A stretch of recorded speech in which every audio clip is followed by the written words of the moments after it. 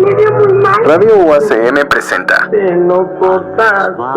Cinestética. Como vamos a agarrar otro animal, cualquiera que sea, vas a ver. Una charla sobre actos creativos, cine y la vida misma.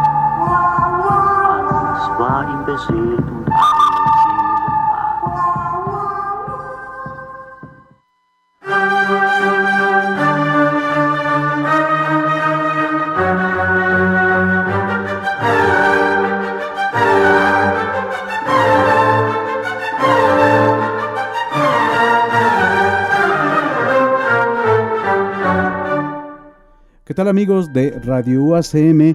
Bienvenidos a su programa Cinestética, un espacio dedicado al séptimo arte, producción de nuestra casa de estudios y de la coordinación de comunicación. Como siempre, con nosotros está César Uriarte. ¿Qué tal, César? Hola, Lalo. ¿Y qué tal, Mario Viveros? ¿Cómo estás, Mario? Hola, ¿qué tal? Bueno, pues estamos haciendo antes que nada una transmisión en vivo, una prueba, y bueno, vamos a escuchar.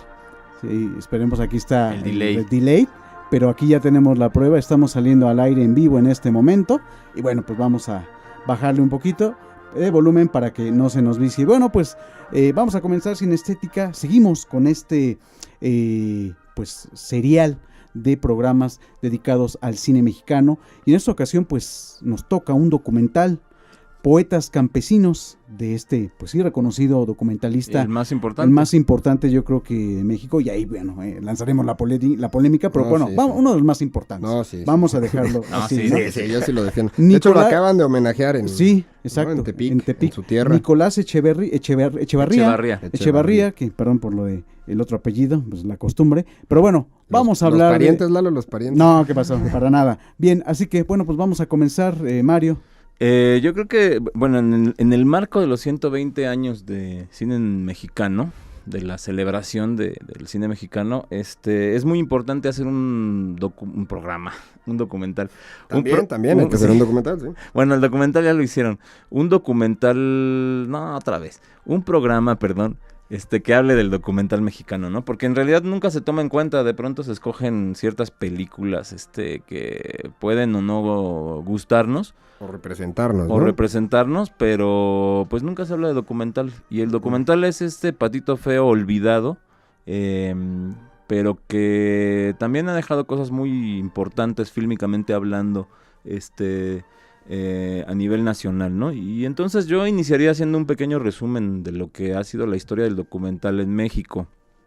Obviamente, como en todos lados, las primeras vistas fueron en su mayoría documentales, ¿no? Existen una gran cantidad de vistas todavía que se pueden ver en documentales, como este trabajo homenaje interesantísimo que hizo la Filmoteca Nacional junto con el CUEC, que se llama La Historia en la Mirada, que es una película que recupera los archivos fílmicos desde 1903 más o menos, todavía en la época del Porfiriato, y existen ahí varias secuencias documentales. Y luego, todo lo que se aconteció y que se pudo filmar de la Revolución Mexicana. Sin embargo, ahí habría que decir que muchas de las imágenes de la Revolución Mexicana y, por ejemplo, los acontecimientos de el golpe de estado de Victoriano Huerta, que están filmados, sobre todo en la Plaza de la Ciudadela, varias de ellas son puestas en escena.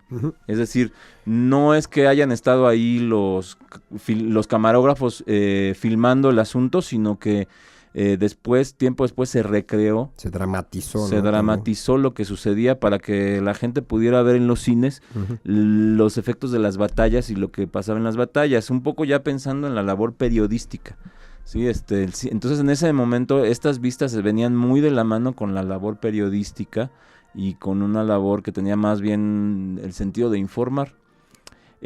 Propiamente hablando de documental, pues no existe el documental, o digamos que el documental se va conformando como modo cinematográfico desde 1922. Más o menos, sí. Cuando John Grierson, de la escuela de Brighton en Inglaterra, empieza a definir o utiliza por primera vez el término para describir unos filmes de viajes, fundamentalmente hechos por Robert Flaherty, ¿no? El famoso Nanook el Esquimal. Así es. Entre otros, ¿no? Ese entre es el más conocido. Bueno, pues es el más conocido, ¿no? Exactamente. Y tiempo después son los formalistas rusos, fundamentalmente Dziga Vertov, el hombre de la cámara. Con el hombre de la cámara, 3 cantos por Lenin, etcétera, etcétera, y todo el trabajo que habían hecho con los Kinox, con el noticiero fílmico, son los que empiezan a crear esta mística que luego va a dar lugar a la forma cinematográfica que conocemos como el documental. ¿Qué características tenían de entrada estos filmes? Eran filmes que no se filmaban en sets, que no llevaban actores, que no se iluminaban con luz artificial, es decir, que salían a la calle, que se filmaban afuera. Hay que entender que no existían las GoPros, entonces para nada. No había manera o sea, era muy complicado sacar las cámaras a la calle. No había sonido sincrónico. No había sonido sincrónico, eso va a cambiar hasta los 50s. Y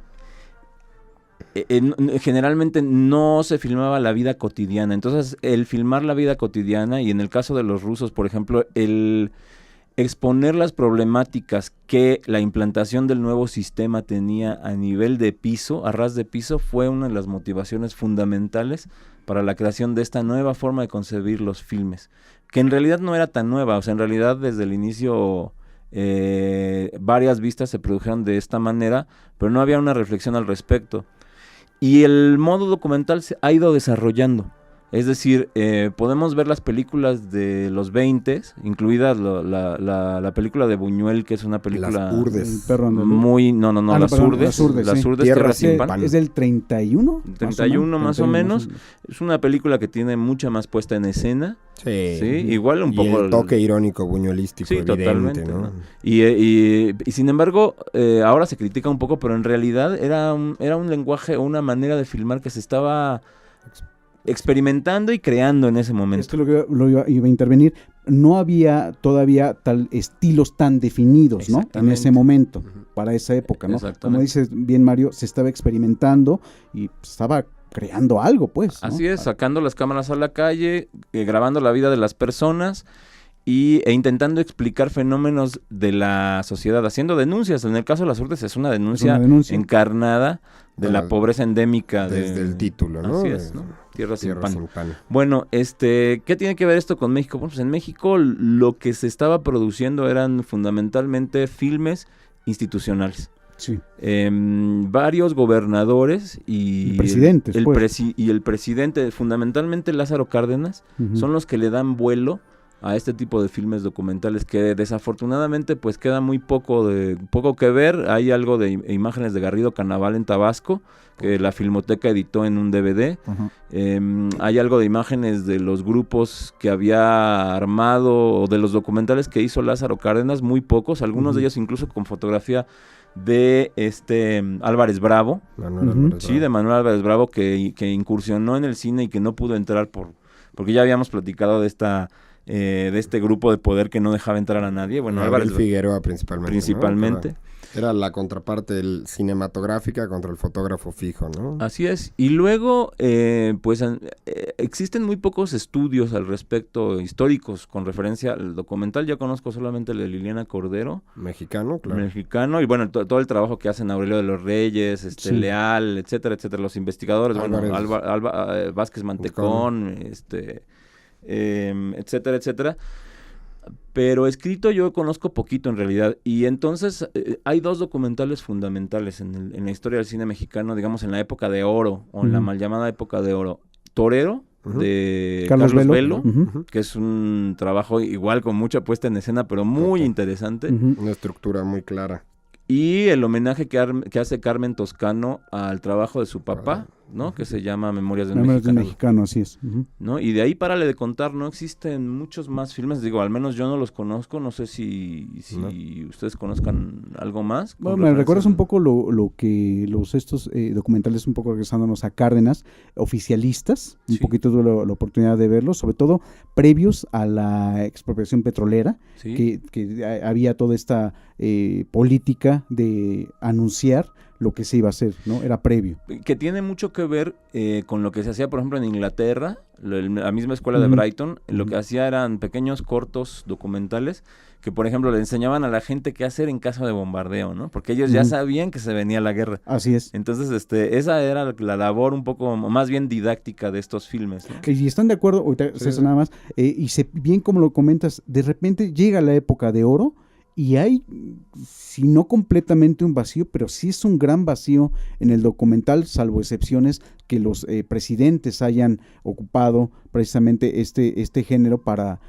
sus propias políticas personales. Y los gobernadores, ¿no? Yo creo que Garrido Carnaval muy en el sentido de los rusos. O sea, los rusos son los grandes... El tren cinematográfico, ¿no? Lo de Medved, que en esta idea de ir a las comunidades y como comentabas lo de Brighton, irlos a educar con las películas, educar entrecomillado, ¿no? Sí, bueno, tirar, digamos, una línea, ¿no? Una línea política, claro. Y pedagógica además también, ¿no? O sea, yo me acuerdo haber visto en unos rescates que hicieron ahí en el British Film Institute, unos filmes igual de la de Brighton, porque eran varios, eran Basil Wright, era Grierson, etcétera, etcétera. Por ejemplo, que le explicaban a la gente cómo asear en la noche las casas, porque por falta de aseo luego tenían plagas de ratas muy grandes en Londres, ¿no? Entonces era un trabajo interesante. No es hasta después, hasta la posguerra, que se desarrolla tecnológicamente las cámaras y que entonces empiezan a surgir los blindajes de las cámaras, lo que va a posibilitar que se pueda hacer sonido sincrónico. Y entonces surge... Y aligerar el peso de las cámaras, ¿no? Que también permitía ir con equipos más reducidos. Sí, estamos hablando de cámaras portátiles, o para ese momento portátiles. Y va a surgir una corriente fílmica muy importante, que digamos que tiene varias vertientes, pero las más importantes es el cinema verité, ¿sí? Encabezado por Jean Rouge. Cine directo. El cine directo, que va a sacar las cámaras ahora sí de verdad a la calle y va a tener la posibilidad de entrevistar con un micrófono a la gente de la calle, y vamos a escuchar por primera vez la opinión del ciudadano común. Eso es un cambio tecnológico fundamental en el desarrollo de este tipo de cine, ¿no? La primera pregunta importante en un filme de Jean Rouge es si es usted feliz. Y es un verano en París. Crónica de un verano. Crónica de un verano. Es una película que hace con Edgar Morán. Y que es bastante interesante y que quedó ahí para la historia. Y eso más lo que fue el neorrealismo italiano, que también es una respuesta a la posguerra, va a influir la creación de nuevas formas de entender al cine en todos los países, incluido México.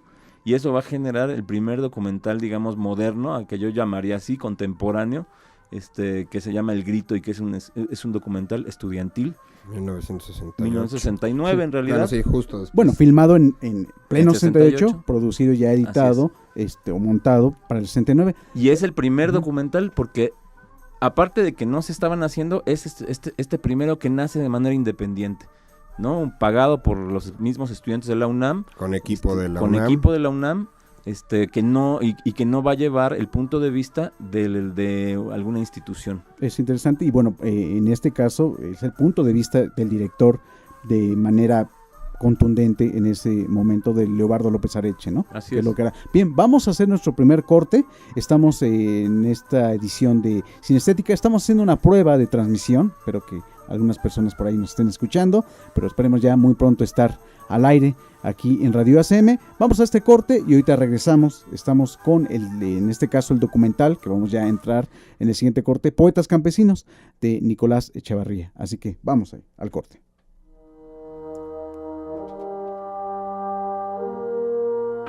Sol, ingu y la, si, y la latín, re, che y la, fa, mi y, ingu y, mi y. Bueno, miren, lo que les quise decir es un poco loca, ¿eh? Ahora en español, ¿sí? La primera línea se llama mi, la segunda línea se llama sol, la tercera línea se llama si, la cuarta línea Se llama re. La quinta y última línea se llama fa. Son 5 líneas. Son ushi. Yo tinda na, yo tinda no, yo tinda yawashinda, o yo tinda nananguhi, ndendanguhi, tenguhi. Les digo que estudien de los 5 dedos y 4 espacios. Cuando ustedes van al campo, cuando ustedes van a la escuela a estudiar o simplemente a un mandado, como les dije, a estudiar, a repetir estas 5 líneas y 4 espacios.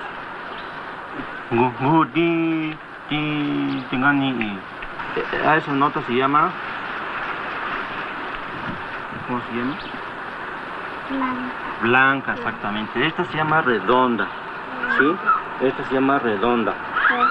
Bueno, entonces la primera lección dice así: do, re, mi, fa, sol, la, si, do,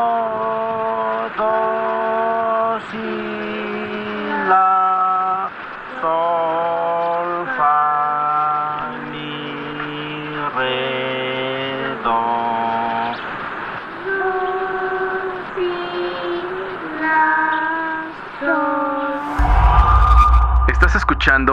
Estás escuchando Radio UACM. Radio UACM. Construyendo voces.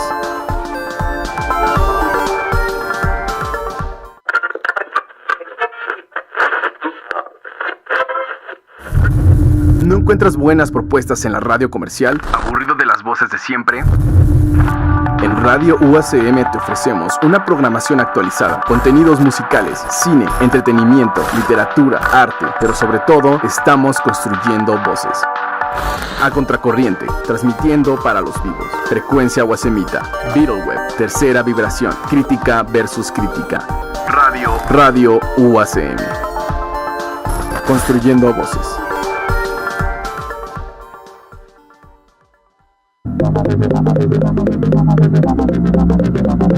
La radio convencional se irá extinguiendo. Los nuevos formatos exigen una renovación en imagen y contenido. En Radio UACM te ofrecemos una programación actualizada, contenidos musicales, cine, literatura, arte. Pero sobre todo, estamos construyendo voces. De 4 a 1, Ruta 66, frecuencia urbana, de viajero, al sabor del son. 1, 2, 3 por la UACM, sin estética. Radio UACM. Construyendo voces.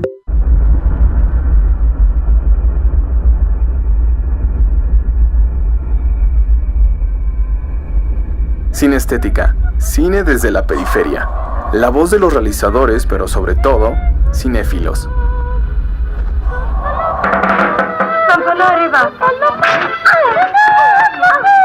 Così devi dire! È arrivato Stefano!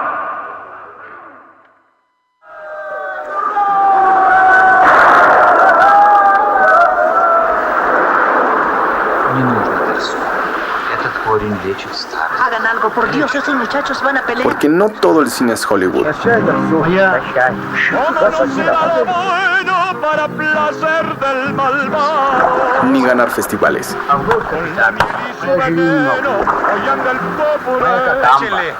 Pero más arriba. Sin estética.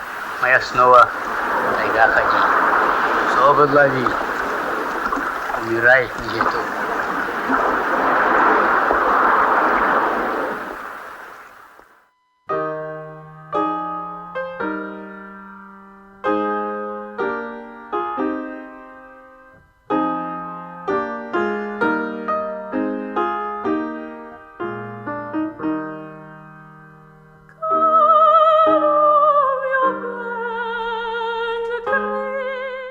Estamos de regreso con ustedes, amigos de Radio UACM, aquí en Sin Estética. Y bueno, creo que todavía quedó algo por el tintero, pues, de comentar, Mario, sobre pues la historia del documental, prácticamente en el cine, ¿no? Adelante, sobre todo el documental mexicano, ¿no? En el así cine es, mexicano, sí. Así es. Primero quiero mandar un saludo ya que estamos en vivo, a toda la bola de trabajadores, solo por muy unos queridos, 40 minutos nos que son falta. los que nos están escuchando, que trabajan en la coordinación de comunicación. Así es. Que ahorita están escuchando y trabajando arduamente. Sí, no dejan de trabajar porque nos escuchan, ¿eh? No, eso sí, no. Están en todo. Sí, están en todo. Sí. Bueno, ya hablando de documental, el asunto es que mientras que en Latinoamérica, sí, desde los 50, por ejemplo, Santiago Álvarez en Cuba, empieza a... Patricio Guzmán. En Chile. San Ginés en Bolivia. Getino, El Pino, Raimundo, Humberto Ríos en Argentina, los brasileños, el mismo Glauber, que aunque no hace documentales... Meramente documental, lanza una manera de entender al cine desde lo nacional. Claro, ¿sí? Que esto de parte del nuevo cine latinoamericano que vendrá a ser, ¿no? Exactamente, pero mientras ellos están reuniendo y discutiendo... en México prácticamente solamente la escuela y un par de cineastas, Paul Leduc, digamos, Nacho López, que en realidad es un fotógrafo espléndido, que le entró a hacer algo del documental, Nicolás Echevarría, que luego va a ser importantísimo y que es el tema del documental que vamos a analizar hoy, o del cual vamos a hablar, y un par más, ¿sí? Pero ellos no van a las reuniones de los latinoamericanos, no escuchan, no aprenden, digamos, hasta los 70s, del legado de Santiago Álvarez en Cuba, que él está trabajando desde los 50, 60, primero en hacer una especie de periodismo fílmico y luego en lanzar estos discursos ya documentales maravillosos que podemos ver ahora por DVD, afortunadamente, porque existen. Y en línea, hay varios en YouTube incluso. Sí, y bueno, ahorita hay que decirle al auditorio, recordar que ahorita que mencionaste escuela, literalmente escuela, teníamos en México en el 63 apenas el CUEC. El CUEC surge en 63, y el primer documental es en 68. Y si tú hablas con los egresados de las primeras generaciones, no había maestros de algunos decían no había ni equipo, ¿no? O sea, pero tenían cierta idea de cómo se hacía la ficción, pero no había quien les enseñara el documental. No. Bueno, para los 70s, después del Grito, digamos, Leduc ya está entrenado, ya tiene como cierta idea ahí, aunque en realidad se dedicó a hacer ficción, pero bueno, Leduc es muy importante. En los 70s surgen un par de esfuerzos colectivos, ¿sí? Ahí sí muy llevados de la mano del avance tecnológico, 16 milímetros por un lado en el grupo Octubre, que se da en el CUEC, que es un grupo de cineastas que se dedican a hacer un cine social, digamos, interesante, aunque dura poco, y la Cooperativa del Cine Marginal, que es un grupo que se va formando de ciudadanos, entre ellos Paco Ignacio Taibo, pero también Servando Gajá, está Guadalupe Ferrer, está Paloma Sáenz, hay mucha gente de todos lados, ¿no? Que a través de utilizar los filmes de Super 8 crean pequeñas películas que intentan luego llevar a los grupos de trabajadores, obreros, que es parte de este movimiento también llamado super ocheros, ¿no? Algo así, ¿no? Bueno, no, super ocheros les ponen después. Okay. ¿No? Posteriormente, ahora Álvaro Vázquez Mantecón incluso sacó un libro y sacó una compilación en DVD de los trabajos de los super ocheros, donde hay un trabajo de Nicolás y hay un trabajo de Luis Lupone, por ejemplo, ¿no? El primerito, ¿no? De Nicolás. Sí, el primerito de Nicolás, que es Semana Santa. No es Judea. No. Hay uno antes. Es otro, es una cosa en un departamento, un atardecer, no sé cómo se llamen, a él no le gusta, pero Judea, que es el primerito, él dice que es el que más le gusta. Sí, que dice que es el que más. Pero bueno, ahorita entramos a Nicolás. Pero entonces, surgen ellos, surge Eduardo Maldonado, ya con la película Jornaleros y Laguna de Dos Tiempos, y después se va a dar clases al CCC. ¿Sí? Que recién se había abierto en el 70. En el 74. Sí, exactamente. Con Buñuel, ¿no? Como director. Sí, bueno, fue inaugurado. Bueno, más bien como digamos uno de los fue que invitado, lo arman, ¿no? De los que buscó los fondos, ¿no? Para armarlo. Y entonces ahí se gesta el documental en México. Sí. Pues hasta los 70 realmente estamos hablando, ¿no? Sí. Y luego no hay pensar en una estructura. Y no hay mucho más, o sea, por la libre viene este cineasta importantísimo que para mí, desde mi humilde opinión, es el mejor documentalista vivo en México, que se llama Nicolás Echevarría. Que le mandamos un saludo. No creo que nos esté oyendo, pero eventualmente esperemos que lo haga, entonces. Y Nicolás, que además, en realidad él ni siquiera estudia cine, él estudia... Bueno, nosotros aquí, Mario y yo tuvimos el privilegio de ser sus alumnos. Sí. Él contaba que en realidad empezó a estudiar arquitectura, que luego decidió estudiar música en el conservatorio o a la inversa, y en determinado momento junta algo de dinero y se va a estudiar a Nueva York, a un taller que todavía existe, que se llama el Millennium Workshop, y él estudia allá cine, regresa a México y es cuando empieza a hacer su obra, y justo la que mencionamos, ¿no? Judea. Y luego, sí, además con un talento especial que no cualquier documentalista tiene. Y que esa película en lo particular, bueno, es un gran cinefotógrafo. Es un cinefotógrafo espectacular, o sea, tiene un ojo, una sensibilidad, entonces él hace su propia fotografía. Que creo que es lo que salta de pronto de su documental, sí, ¿no? O sea, lo que llama la atención es eso, el ojo, la sensibilidad, el qué es lo que observa, ¿no? Y ahorita ya son recordaron, ya vamos a entrar precisamente en algunos documentales que ha hecho, pero Niño Fidencio, por ejemplo, es uno de los...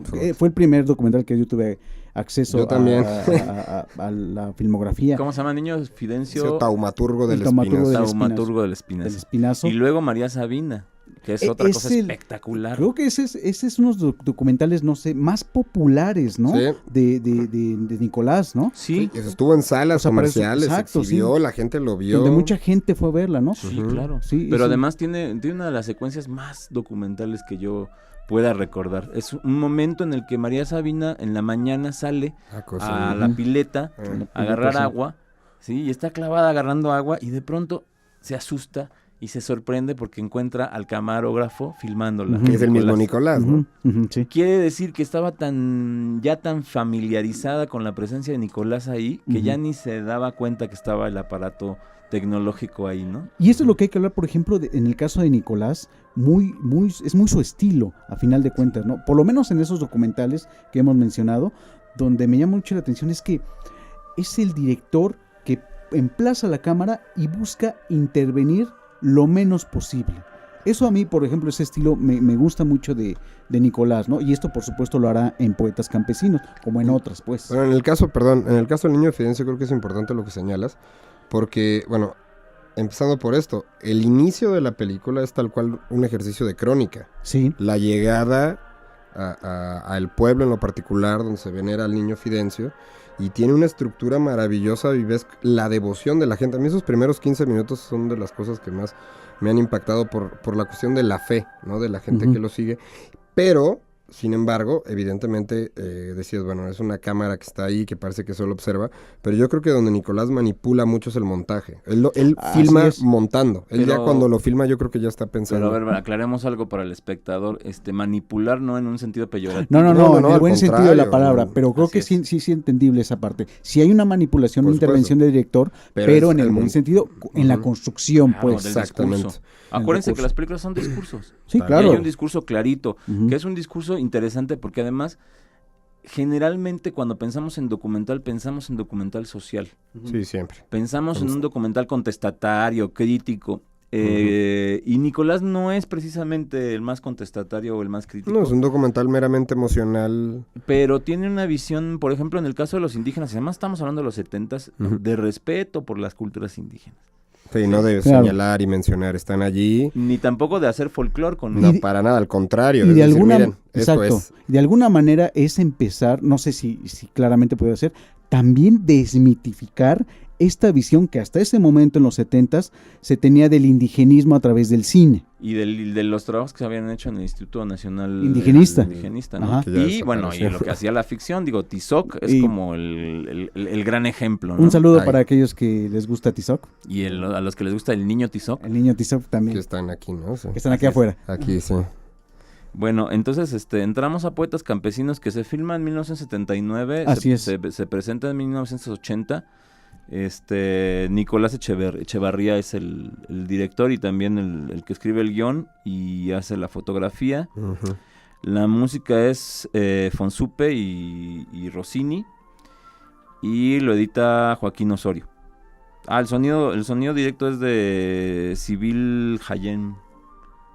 Y es el centro de producción de cortometraje que va a ser muy importante para las películas de Nicolás. Y esto hay que ese centro de cortometraje es emanado de la política echeverrista, que surge, ¿no? De lo que sí funciona. De lo que sí funcionó, o por lo menos. Ahora, ¿por qué escoger este filme para hablar de él y ejemplificar al documental mexicano? Desde mi perspectiva es uno de estas películas especiales que no abundan demasiado en la filmografía nacional, y que te narra de manera muy, digamos, muy clara un asunto tan surrealista como la existencia de un circo en decadencia en estos lugares desolados de la Mixteca poblana. Al sur, ¿no? Por ahí de la Mixteca. Así es, y que empieza con... yo me acuerdo que la primera vez que lo vi me parecían unas imágenes cargadas de surrealismo totalmente absoluto, ¿no? O sea, además con una fotografía espectacular en los atardeceres y con unos discursos absolutamente enloquecidos por parte del viejo payaso, que pero montado en su pero desde burro, que empieza, Mario, sí, empieza con la clase de música, esa sutileza que también utiliza, ya es de llamar la atención. Así es. Que eso es lo que me refería, donde en ese sentido el cineasta como que no interviene, deja la cámara y solito se va fluyendo hasta llegar a este payaso. Pero cuando lo ves, encuentras ecos de la escritura de Rulfo o de Arreola. Así es. ¿Sí? O de estas cosas tan mexicanas. Sí, este realismo mágico.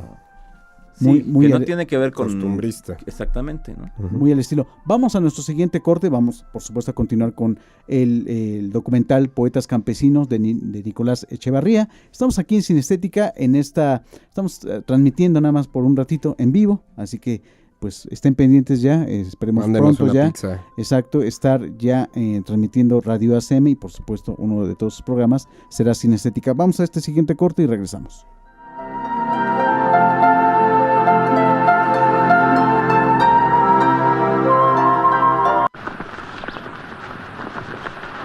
La banda tiene el nombre de Santa Cecilia, fue patrona de músicos en todo el mundo.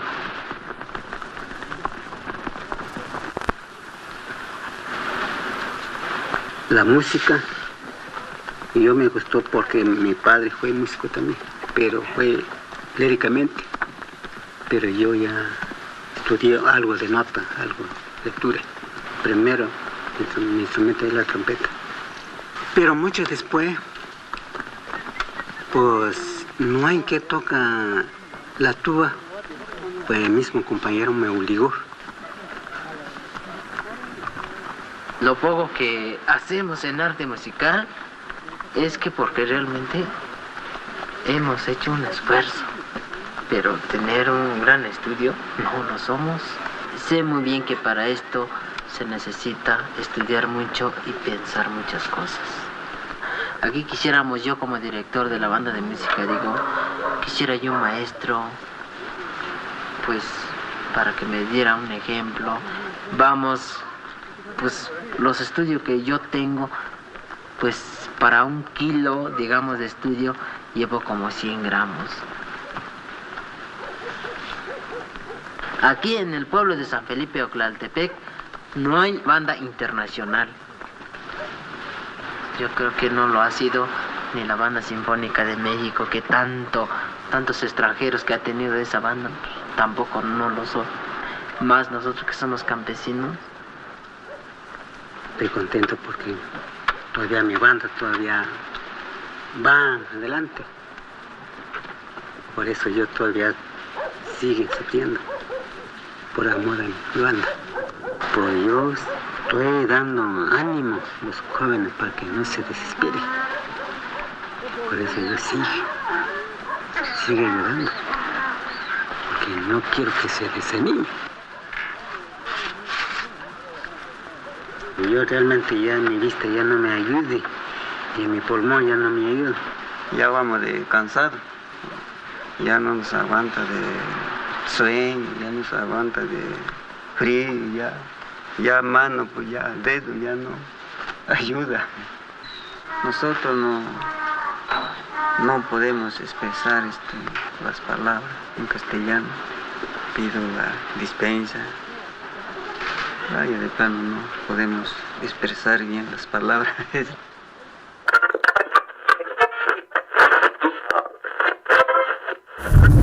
¿No encuentras buenas propuestas en la radio comercial? ¿Aburrido de las voces de siempre? En Radio UACM te ofrecemos una programación actualizada, contenidos musicales, cine, entretenimiento, literatura, arte, pero sobre todo estamos construyendo voces. A contracorriente, transmitiendo para los vivos. Frecuencia UACMita, Beatleweb, tercera vibración, crítica versus crítica. Radio UACM.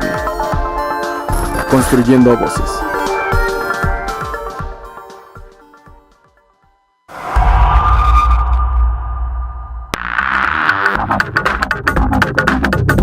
Estás escuchando Radio UACM. Radio UACM. Construyendo voces. All those moments will be lost in time, like tears. Por el puro placer de hablar de cine, cine estética, cine para todos en la UACM. Oye, ¿cuántas copas llevo? 5. Ah, caray. Yo nomás 4 aguanto, ya estoy sobregirado.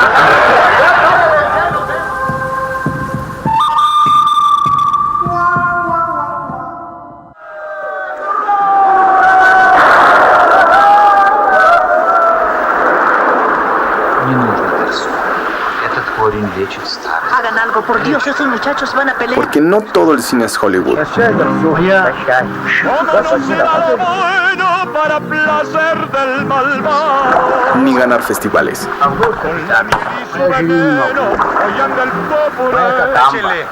Pero más arriba.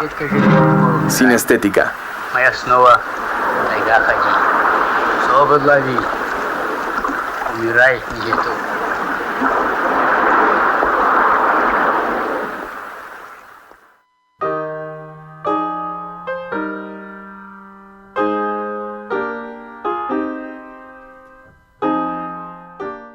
Continuamos aquí en Cine Estética y bueno, estamos hablando de la película Poetas Campesinos, este documental del cineasta Nicolás Echevarría y que bueno, Mario Viveros en este momento catalogado como una de las películas muy importantes y tal vez olvidadas, ¿no? ¿Te parece, sí, bueno, Mario? Digamos, tampoco estamos haciendo listas. O sea, aquí, no, ya dijimos que no. Digamos, cada quien decide qué le gusta o quién no. Uh-huh. Ahora, el trabajo de Nicolás estaba absolutamente olvidado.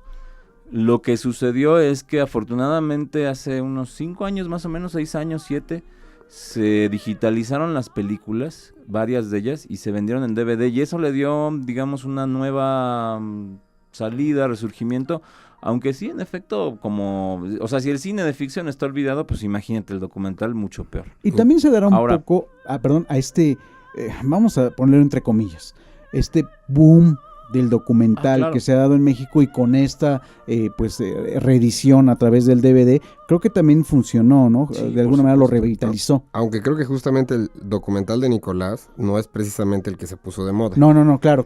No, me refiero al contexto en que vivimos. Sí, claro. Pero por lo menos sí se le ha dado el lugar que debería tener él, ¿no? Ahora, una cosa que me acuerdo una vez aquí en la UACM, por ahí de 2008, hicimos un evento que se llamaba 4 documentalistas 4 en San Lorenzo Tezonco, e invitamos a varios documentalistas, Mari Carmen de Lara, Carlos Mendoza, Maldonado, que no pudo venir, pero lo filmamos en video y lo transmitimos, y Nicolás decía que una de las cosas que más le enojaba era un poco este prurito, ¿no? Él decía, cuando la prensa me hace entrevistas, porque él hizo 2 ficciones, una muy buena. Hizo varias, pero las más famosas. Cabeza de Vaca.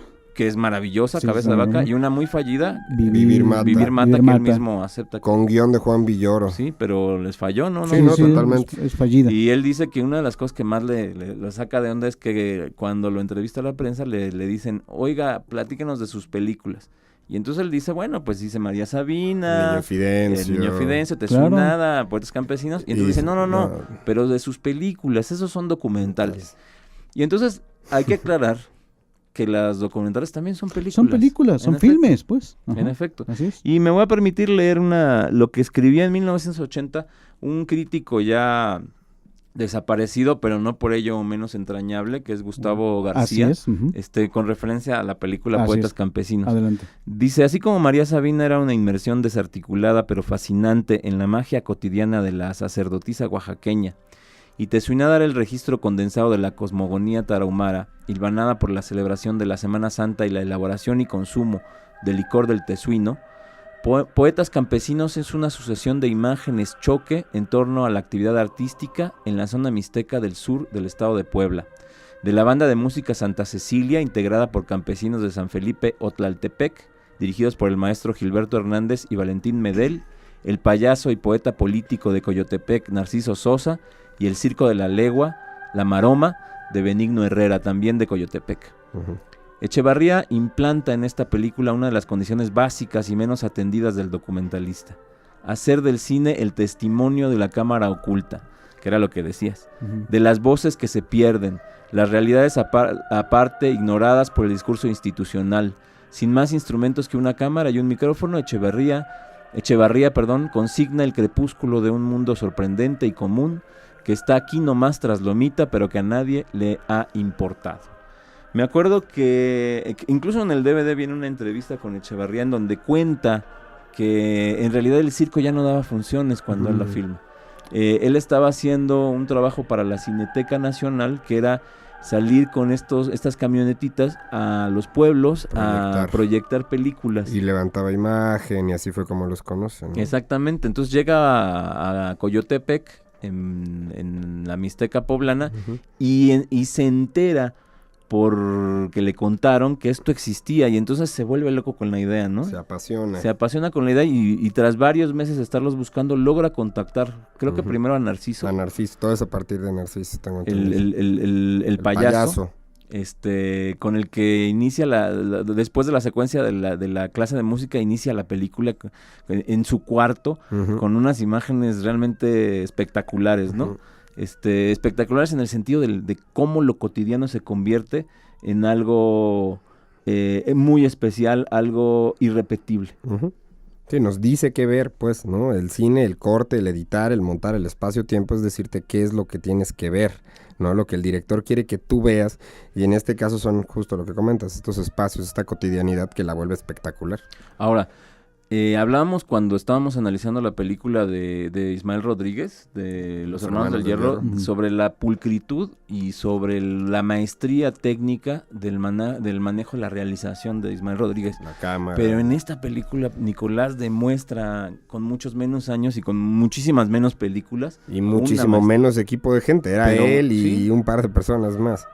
Pero demuestra una maestría fílmica un control del oficio, pues, a final de cuentas, ahí ya lo va. Tiene en todos estos documentales se nota un control, y parecería, como uno dices, que ya llevaría un rato en el oficio, y sin embargo es relativamente joven para ese momento. Pues es muy joven en realidad, y además con un lenguaje realmente espectacular, bien cuidado, crea una película de estas entrañables para el cine nacional, y que desafortunadamente, como bien dijiste hace rato, ha pasado pues prácticamente pues por el olvido, ¿no? Sí, casi. Para mí, yo me acuerdo que en realidad yo compré el DVD por Tezuinada, ¿no? Quería tener la colección de Tezuinada, María Sabina y el Niño Fidencio. Judea no la venden. No la venden, bueno, no la he visto tampoco, Judea no la he visto. Nicolás nos la pasó y creo que por ahí tenemos un corte, ¿no? Que nos regaló. No, nos va a regañar. Pero bueno, pero venía Poetas Campesinos al lado. Yo me acuerdo que la primera vez que la vi fue así de este cine que se hace en México y que muy pocos cineastas podrían tener como estas cosas. Quizá Gámez, quizá Paul Leduc en alguna hace varios años. Paul Leduc sí es el de cuando hace Mezquital, etnocidio, ¿no? No, Mezquital es de Gámez. Perdón, entonces etnocidio, notas del Mezquital. ¿Esa es la que se llama? ¿De quién es? ¿Es de Paul? No, ese es de Eduardo Maldonado. El de Jornaleros. Sí, ¿no? No es cierto. No es cierto, sí, estoy mintiendo, es de Paul. Tienes razón. ¿no? Sí. Pero es de que 70s. 75, de hecho, o 76. Previo a su época de ficción. Sí, de hecho, es una película hasta cierto punto censurada, porque el gobierno de Echeverría que obviamente que menciona, están ya las elecciones para López Portillo, como que buscaron censurar. Es una coproducción México con Canadá, pero bueno, es como también de estas piezas olvidadas o de estos filmes y más del documental, hay muchas. ¿no? Y hay toda una escuela también muy al estilo, cuando tengan la oportunidad de verla, y la gente que nos está escuchando, son muy, de repente tienen mucho ese estilo. No sé si por la época era también, ¿no? Que en estos documentales de denuncia. Sí, bueno, y hay un abuso de la voz en off a veces, o de la entrevista a veces, que son dos de los recursos que Nicolás prácticamente no utiliza, ¿no? Sí, no hay esa voz en off, no se mete, por eso digo, es que no se mete, solamente expone. O sea, es uno de los elementos, digamos, que conforma este tipo de realización fílmica, es decir, por supuesto que el director está metido hasta la cocina, eso lo sabemos, y en efecto, como dice César, en el montaje es en donde mete la mano. Y me refiero a que no hay protagonismo, pues. Exactamente, del y no deja sentir el aparato técnico fílmico, ¿no? No lo deja sentir. Sí, la prioridad es lo que estoy contando. Exactamente, ¿no? Y la imagen y los sonidos. Se cuenta solito. Exactamente, ¿no? Es una película así altamente recomendable, y que desde mi perspectiva está al nivel de cualquiera de las obras fílmicas de ficción de las cuales hemos hablado a lo largo de estos programas. Así es. Vamos a nuestro siguiente corte para regresar ahorita ya a pues ir comentando algunas cosas e ir cerrando con la película, el documental, que también, como dices, Mario, es una película, pues, Poetas Campesinos, de Nicolás Echevarría. Estamos aquí en Cine Estética, estamos haciendo una prueba de transmisión en vivo, así que bueno, pues la gente que nos alcance a escuchar todavía, tenemos ya algunos por ahí todavía unos minutitos para estar con ustedes. Continuamos.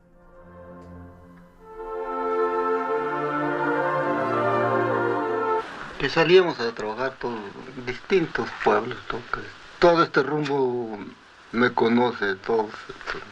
Y les gusta que les platique yo, les haga yo visajes allí. Caray, dice, usted nos hizo reír harto, dice. Pues quién sabe, digo, cómo saldría yo. No, dice, nos gustó mucho de lo que usted trabaja.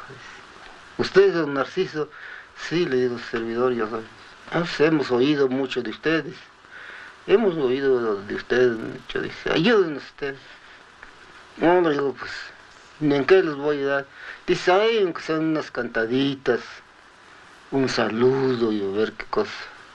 Nos basta de darle saludo porque es lo primero que se necesita. Y este saludo, dice, salud, salud, salud y paz. Público de aquí, yo te saludo. He aquí la inmación más pura que te ofrece este pobre corazón. Público de aquí, yo te saludo. A hoy que me hallo en medio de tus hijos ilustrados, después de un viaje dilatado, llegué por fin al paraíso en que yo deseaba. Y lejos de la capital postrera, como errante peregrino, vengo a cantarles por esta vez primera, con la humildad y sencillez de un niño.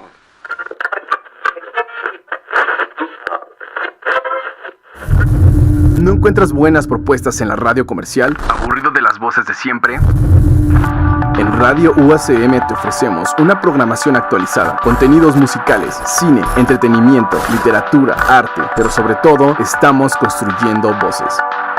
A contracorriente, transmitiendo para los vivos. Frecuencia Guasemita, Beatleweb, tercera vibración, crítica versus crítica. Radio UACM. Construyendo voces.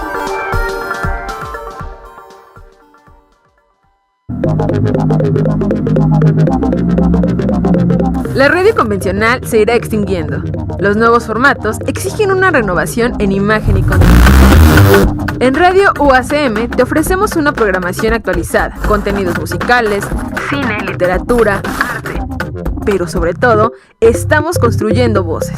De 4 a 1, Ruta 66, frecuencia urbana, de viajero, al sabor del son. 1, 2, 3 por la UACM, Cine Estética. Radio UACM. Construyendo voces.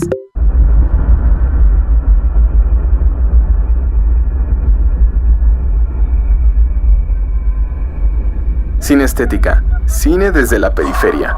la voz de los realizadores, pero sobre todo, cinéfilos.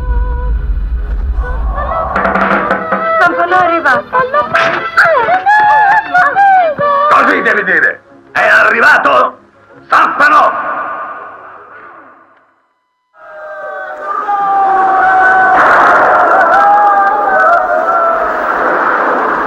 Не нужно торсу. Этот корень лечит старость. Hagan algo, por Dios, esos muchachos van a pelear. Porque no todo el cine es Hollywood.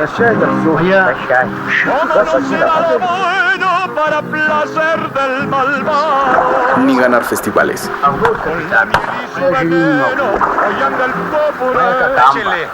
Pero más arriba. Sin estética. Моя снова тайга ходи. Собы лови. Умирай где-то.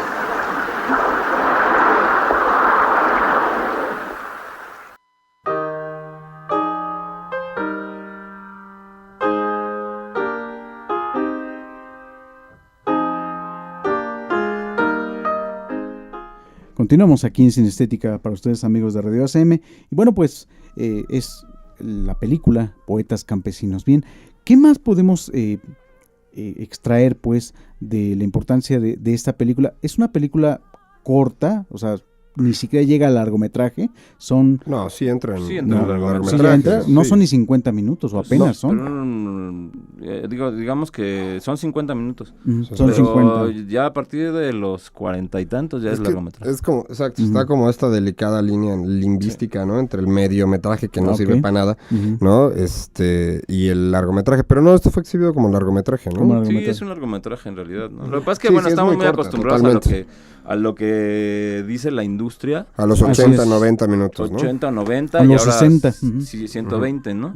Bueno, ya es una grosería 120, ¿no? Ya en 2 años vamos a acabar en 180. No sé si ustedes tengan el dato. La brevedad siempre se agradece. Sí, como no. Y la precisión. Sí. Exacto, que eso es también algo importante. Claro. Pero habrán sido estos documentales, y entre ellos Poetas Campesinos, ¿dónde fue su exhibición en aquel momento? ¿Tienen ustedes algún conocimiento de eso? No, yo de Poetas Campesinos no lo sé. De María Sabina yo sí tenía por ahí un registro. Sí estuvo en salas. Probablemente sí. O sea, recuerda que son filmes que se hicieron en este centro de cortometraje.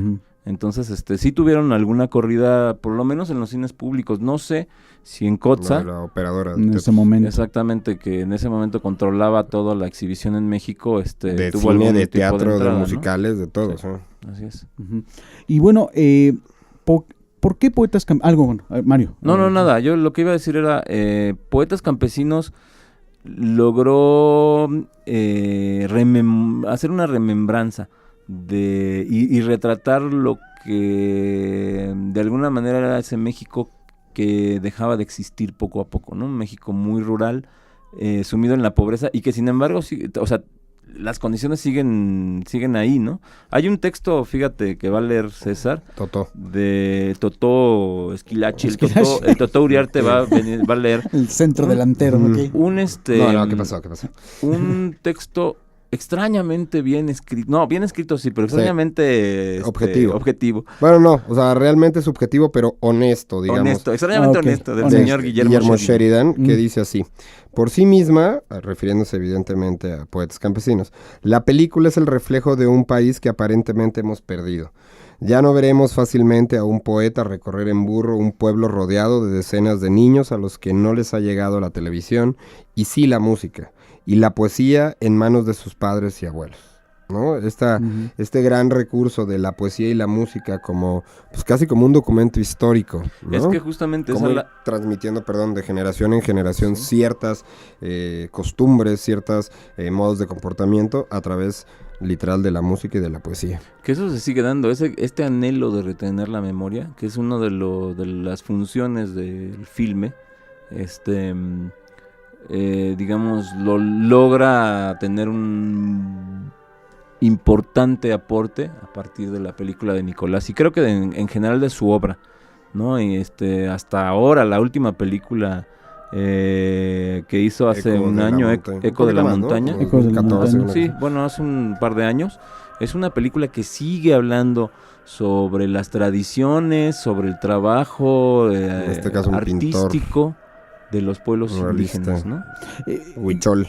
Después de estas películas de Poetas Campesinos y Niño Fidencio, no sé si, bueno, continúa su trabajo Nicolás, pero como que no tengo registrado, siguen los 80s. Uh-huh. ¿Hay un espacio ahí perdido en la obra de Nicolás o hay muy poco? Hace ficción y se va a hacer documentales en video. Ok. Trabaja para la PBS, esta televisora americana. Para Clio. Ya después con Krause, ¿no? Hace toda esta maravilla de Los Cristeros, que son 4 documentales de una hora que son maravillosos. Sí. Lo mejor que se ha hecho de Los Cristeros, maravilloso. Tiene uno sobre los corridos de la época de Los Cristeros, es maravilloso. No, sí, el del me lo puso a mí porque me dijo, tu documental va por ahí, velo, y maravilloso. Sí. Yo te me recuerdo también una entrevista que le hicieron, bueno, en este documental que seguramente ustedes ya lo vieron, el de Los Rollos Perdidos, pero que cuando entrevistan... ¿El de Pancho Villa?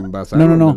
El de Gibran. El de Gibran. El de la Cineteca, Exacto, pero cuando lo entrevistan y él menciona me acordaba que lo entrevistaban. A Nicolás, sí, claro, lo entrevistan porque él menciona sobre la pérdida de todo estos archivos y documentos, que gracias a que él pudo insertar todo ese archivo en Niño Fidencio, es lo único que queda, porque se perdió lo del Niño Fidencio en su película, porque lo otro está completamente perdido. Que lo tomó justo poquito antes, ¿no? Sí, poquito antes, y lo toma para poder hacer su documental, y eso es lo único que queda ya. Él dice que mucho de su cine se debe a esto que Jung llamaba la sincronicidad. Él se autodenomina Jungson, ¿no? Hijo de Jung. Entonces dice que mucho de su cine, de los resultados, de lo que filma, se debe a la sincronicidad. Por ahí anda un programa en YouTube, en una entrevista que le hacen de 1 hora, y bueno, lo dice con mejores palabras que yo. Así es. Para ir cerrando ya este programa, bueno, pues aunque hemos mencionado algunas características, no está de más reiterarlo. ¿Por qué mirar hacia el cine de Nicolás Echevarría? Yo creo que es uno de los grandes cineastas mexicanos. Ayala Blanco, uno de los críticos más importantes de este país, lo comparó en algún momento, no sé si tan atinadamente, pero lo comparó con el Herzog mexicano, ¿no? Bueno. Yo creo que se le pasó un poco, pero para los dos... Fue lo más cercano, pues. No, es que son muy distintos en realidad. Pero pues en los 70s así, ahí andaban por algunas cosas así, o sea, si tú ves los documentales hechos en Latinoamérica de Herzog, tampoco son tan distintos, ¿no? Son tan grandilocuentes. De Nicaragua, de los sandinistas, sí. Del niño que empieza cantando. Sí, la de la mochila azul. Que no se la sabe, que se le olvida. Sí, Dios mío, empieza, esa toma es preciosa. La balada del pequeño soldado. Esa mera, que es precioso el inicio. Pues, entonces, Nicolás es uno de los grandes cineastas vivos todavía, afortunadamente. Le acaban de hacer un homenaje, ¿no? También. Su tierra, su tierra, pues. Y yo creo que hay que recuperar su obra. Yo creo que es muy importante recuperar su obra, escuchar su voz. Te digo, generalmente los temas que ha tocado los ha trabajado muy bien. Hay que recordar que él fue el encargado fílmico del Memorial del 68 de la UNAM, que fue un trabajo impresionante. 6 horas termina siendo, ¿no? La película. Sí, y le da una vuelta de tuerca al asunto, ¿no? No es nada más el punto de vista político, sino social, cultural, humano. Que también nos presenta un contexto más amplio del asunto. Y eso es una idea de Nicolás. Que aparece el recién fallecido Luis González de Alba, ¿no? Sí, ahí aparece, pero también aparece... Monsiváis. Y todo lo que estaba sonando. Pablo José Gómez, Agustín, que andaba en el rollo del arte en ese momento. Todos ellos, él mismo, ¿no? Él decía, por ejemplo, contaba alguna vez que en realidad él no participaba, él no era no estaba politizado, ¿no? Entonces él más bien andaba pues en otros rollos. Pero pues le tocó vivir el 68, ¿no? Desde otro lado, probablemente desde otra clase social también, claro. Pero le tocó vivir eso, ¿no? Y un tipo con una sensibilidad especial, de los cuales no hay muchos, desde mi perspectiva, en el cine nacional. Por eso me parece que es muy importante recuperar su obra, su trabajo, y hacerle un pequeño homenaje, más que merecido. O sea, muy humildemente, pero más que merecido, porque desafortunadamente muchos de estos cineastas pasan... desapercibidos, pues total, sí. ¿No? Incluso para las nuevas generaciones, tanto de cinéfilos como de aspirantes a cineastas, creo que es básico. Y ya no hablamos del público en general, bueno, porque... Pues sí, también se pierde, ahí es todo un mar donde se pierde, claro. Este tipo de cineastas. César. Pues sí, yo creo que hay que rescatar, como bien menciona Mario, también parte de sus anécdotas. Luego tomar clase con él era muy divertido. Luego empezaba con su anécdota de, ¿ya vieron mi foto con Jim Morrison? Ajá, y decías, sí, es que estábamos filmando con María Sabina y de pronto nos dijo, va a venir un muchacho güero, así, le dicen que pase, ¿no? Y él cuenta que estaba ahí sentado y de pronto llega y ve a Jim Morrison y dijo, ¿qué hace Jim Morrison aquí? Bueno, pues Jim Morrison iba con John María Lennon. Sabine y su historia de John Lennon, ¿no? Sí, historia de John Lennon. Él vivió en Nueva York allá y entonces cuenta que se fue al dentista. ¿Sí era el dentista? Sí. No, que alguien se había intoxicado en el restaurante, pero que era un restaurante que tenía forma de un barco, ¿no? Del cuerpo de un barco y ellos se vestían de marinero, entonces a él lo mandaron un médico en quién sabe dónde del mismo restaurante. Pero vestido de marinero. Y él va vestido de marinero, ¿no? Entonces que llega al consultorio, está esperando cita y se sienta y agarra una revista, pero es que ahí viene lo de la sincronicidad, porque él dice que está leyendo la revista y justo era una revista que hablaba sobre México y justo lo que terminó siendo Judea, ¿no? De esta celebración de la Semana Santa. Entonces él dice que él se frustró mucho porque dijo, tuve que venir hasta acá para enterarme de lo que pasa a 5 horas de mi casa, ¿no? De mi lugar de origen, y que levanta la mirada y que dijo, ay, es John Lennon y Yoko Ono, ¿no? Que estaban esperando también la consulta. Sí, y dice, yo no iba a pecar de grupo y de irlos a saludar, entonces me hice güey leyendo un rato. Bueno, hay esos grandes Yo creo que mitos. eso y, bueno, las ya mencionadas, ¿no? Tesguinada, bueno, Judea, que está difícil de conseguir, Patos Campesinos, El Niño Fidencio, pero hay mucho cine de Nicolás. Esto de Los Cristeros es muy difícil de conseguir, ¿no? Sí, lo de Clio. Sí, Acaba de hacer algo de Álvarez Bravo, que nos mostró en clase hace un año. No lo vi. Una cosa muy interesante. Tiene mucho material que no. Como bien mencionan, ¿no? Aquí sí, Quarin, entre comillas. Sus películas las podemos conseguir, que es Cabeza de Vaca, Vivir Mata, que bueno. Y en la serie de Superocheros de Vázquez Mantecón está un trabajito muy sencillo de él, no me acuerdo ahorita cómo se llama, pero también está ahí y dura 2-3 minutos, ¿no? Muy chiquitito, y él de hecho se avergüenza de ese trabajo, ¿no? Pero ahí está, ahí lo puedes ver, ¿no? Sí, él dice que de la película que se siente más orgulloso, la que siente que sí es de él, es Judea. Es Judea, que es su primera película. Donde experimentó, donde era muy inocente. Intuitivo. Y que ya después perdió todo, que ya después es una persona muy divertida de hablar con, y que ya después se enoja, ¿no? Que porque dice, he tenido que hacer películas como normales, y que la gente, no, Judea era... Y bueno, Judea igual tiene sus anécdotas, ¿no? Muy interesantes ahí de la productora. Llegamos a la parte final de Cinestética. Gracias, Mario. Gracias, César. Gracias. Pues sigan aquí en los podcasts y ya muy pronto estaremos en transmisión en vivo. Para que aquí, nos manden regalos y nos marquen. En Radio ACM y por supuesto pizzas a Manuel, que está aquí afuera. En la programación de Radio ACM. Nos seguimos escuchando. Chévez.